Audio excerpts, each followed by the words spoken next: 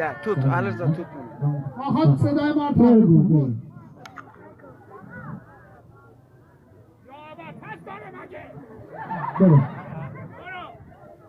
با عرض سلام و خسته نباشید خدمت همه شما عزیزان و سروران. اگه دوست دارید من تمدید صدا کنم یه را تشویق کنید خودتون رو. آفرین.